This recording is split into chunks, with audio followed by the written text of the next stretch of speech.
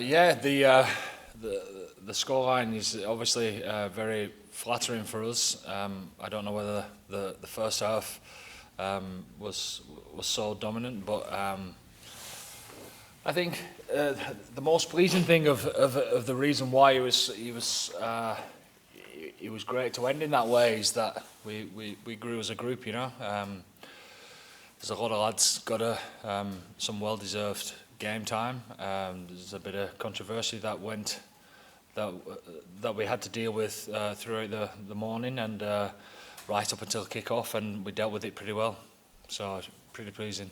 Could you give us a timeline on kind of when lads are ruled out? And I know you had to bring Nick down. Jack Conan, he just felt a little bit of something in his quad yesterday, and we gave him till this morning to see how he would wake up, and we thought he'd be okay, but he wasn't. We didn't even get to the warm-up obviously with him, so 7:45 this morning Nick Timoney got a call to come back down from Belfast, and it just shows the strength of the group, and it's exactly what we talked about in there. It shows the strength of the group that he's covering 6, 7 and 8, and can do it seamlessly. And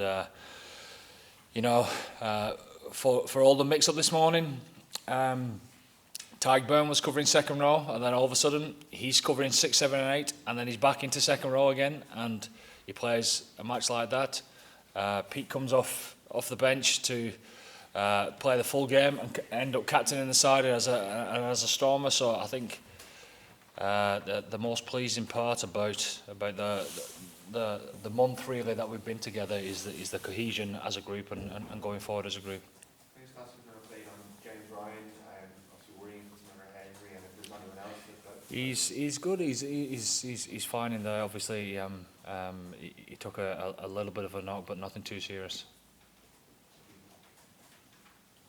Andy, could I just ask you about Joey Carberry, what he made of his overall performance, and was it always the plan to give him time and all that? No, it wasn't always the plan. He's been covering 12 and 15, and there's a few lads that other lads that are in the same position, and they deal with it seamlessly. So I thought he was good. He's obviously his place kicking was exceptional, and that keeps the scoreboard ticking over. And for him to be in charge for the full week, with Johnny not being there, was a great experience for Joey. He'll certainly learn a lot from that game, as would Harry as well. Andy, when you see Joey starting this, he's never started a Six Nations match or a World Cup match. If he's fit during the spring, is there any circumstances that wouldn't see him start one of those games? We'll see. I don't know. There's a long time till then. Yeah. So I'm sure that other lads will have their say as well. So I thought Harry came on and did pretty well. I thought Jack Curtis has been playing pretty well. Billy Burns is pretty disappointed not to be here as well. So we'll see when they go back to the clubs and how they perform. Peter, it's fair to say you weren't that impressed with Thomas Lavanini. Look, it's heat of the moment stuff. To be fair, I've been on the other side of that as well. So it's split second decision making from his point of view. And look, he's look, that's enough to be said. I mean, I've been on the other side of that as well. So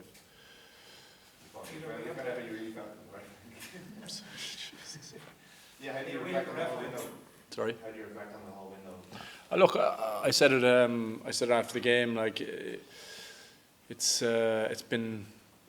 I suppose I speak for the group. It's been an incredibly enjoyable month. We're just chatting inside, having a beer there, and it's just been great fun. We've learned a huge amount, obviously, as a group. But I think the cohesion that we've kind of built has brought us to that next level of the friendship and that kind of thing is so important. And chatting, just sitting there with Hugo now, we're just saying, I've loved the month. It's probably my most enjoyable one of my career so far, which is it's been a while now, and it's been great.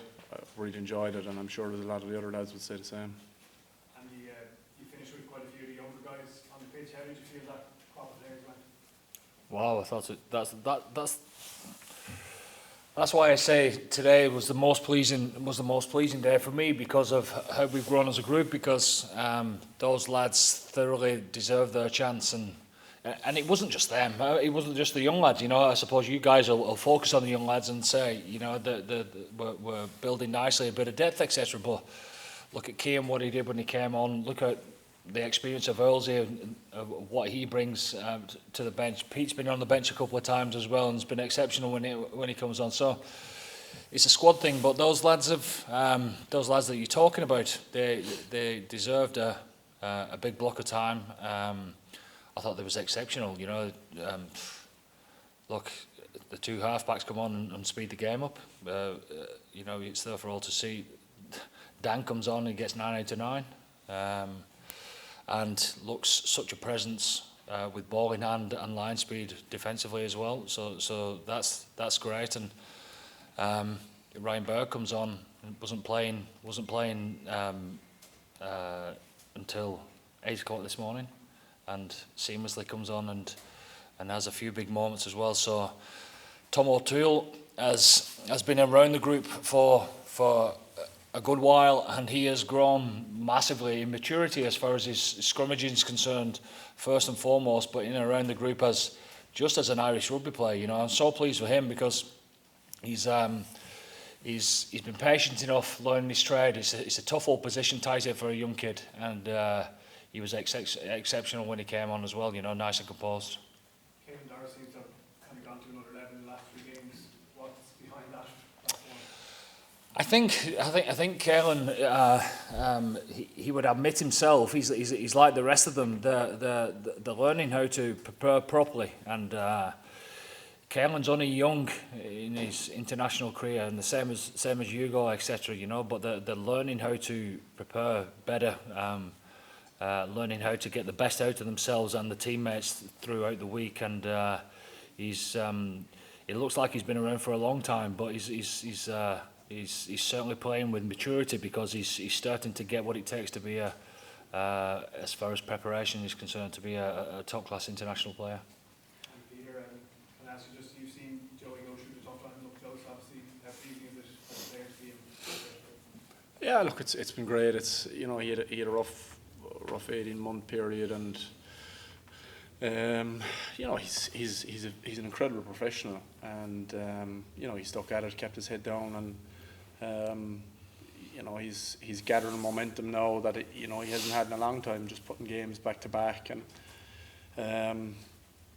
you know, been around the environments, not just rehab, and once you're back in the squad, it's different. You know what I mean? Back amongst team environments, you know, it's tough in your rehab, and I've been there, and it's a hard old place to be for that period, you know. But he's come back, and he's adding to the environment, adding to the enjoyment, and obviously the performance side of things, the preparation side of things, like Faz has spoken about. He's driving that on, and he's grown in experience, which is important for an old half, I think, as well. So again, he's only young, so he's getting there. How easy is it to switch in late, as opposed to having the whole build up of being in the team, and then a couple of times now you've come in on the day? So, is that difficult to adapt to, or does that suit you? Is there any benefits from just getting the nod later on? Well, look, we prepare all week, and you know, we're in and out during the week, and you know, you have to be ready to go. You know, I spoke about Nick coming down last night. You know, he's in Ulster, up in Belfast last night. He's down this morning, and he comes on and does what he does. You know, you've got to be ready, but it's your preparation and your confidence and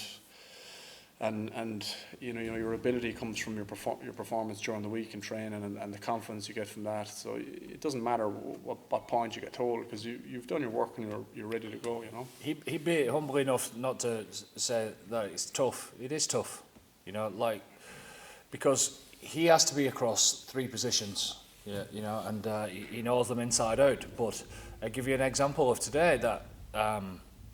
As I said, Tyg Burns covering second row, then he's covering 6, 7 and 8 this morning, and all of a sudden he's back into second row. He's not called lineouts all week, but yeah, he was calling the lineout as well today, and you know, our lineout was 100% for the first time in quite some time, so it just shows the work that these lads are putting in behind the scenes. Peter, we have the Ref Link and Sons television, which would have peaked somewhere around 750,000 viewers today. I've never seen you as upset at an opposition player as you were at Thomas Lavanini. That's harking back to bad old days, isn't it? It's generally something that kind of foul play is going out of the game to an extent. So could you just tell us just how upset you were?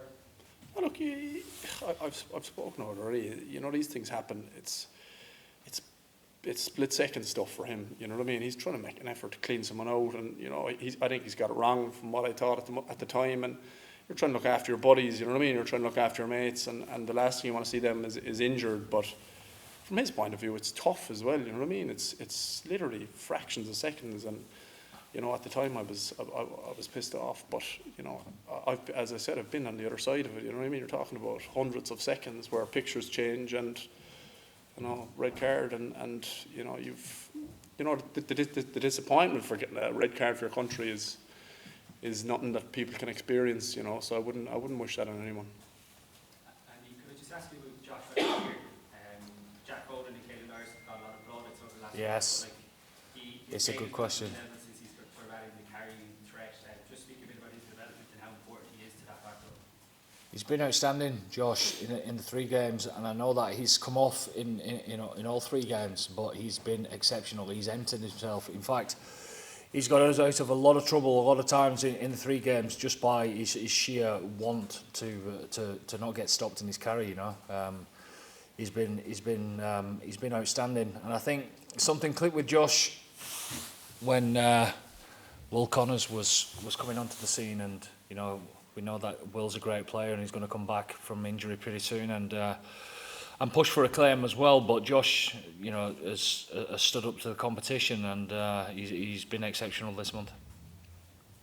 Take the last couple, guys. Andy, just I suppose this kind of stinginess about you guys in defence, like you're not like letting them in for easy scores at the end. But I suppose there's one that really jumped out to me was Joey Carberry stepping up to make a big tackle right before the end. That just kind of personifies what's going on in the Well, you know, he's you know, you guys have been asking the questions about the most pleasing part of our game over the last few games, and 100% in our eyes it'll be our defence, and that typified it today, because they were asking questions in the first half, but we were physical, and the pride that we had in our own line towards the end just epitomised it really. And you know, you look at somebody like Joey, and you know, I suppose in months or seasons gone by, you would say that he needs to work on that, and he's been working unbelievably hard. I think he's been exceptional defensively over the last 3 weeks. And then, for me, I suppose it's just someone like Robbie Henshaw, first game of the season, and then to play 65 minutes as well. Like, what do you think of how he got on, and just the work that he was probably doing in the background to get ready to play a test match? He's preparing like everyone else, just to be ready if called, and it's no surprise to us that Robbie just gets on and starts his season off. And you know, that's the warm-up game for Robbie, isn't it? Like, you know, so it just shows the professionalism of the man to be able to come in a test match like that. Look, we know before the start of this game, we know how we prepared for how the game was gonna. We expected the game to go. That was a physical warfare, like, you know, because of how they play the game. And Robbie was just being himself all week, and he epitomised what we're trying to be as a team. Take the last one. Did you mention Ian Henderson at the start there? What actually happened? Hamstring went in the warm-up. Yeah. Gavin Coombs, sorry, did we ask about Gavin Coombs, he's not been with us towards the end of the week, so he missed a good few weeks training, obviously through being ill and being away from the group, etc. So Gavin has gone back with Munster on Thursday. So we'll see how he progresses over the coming months.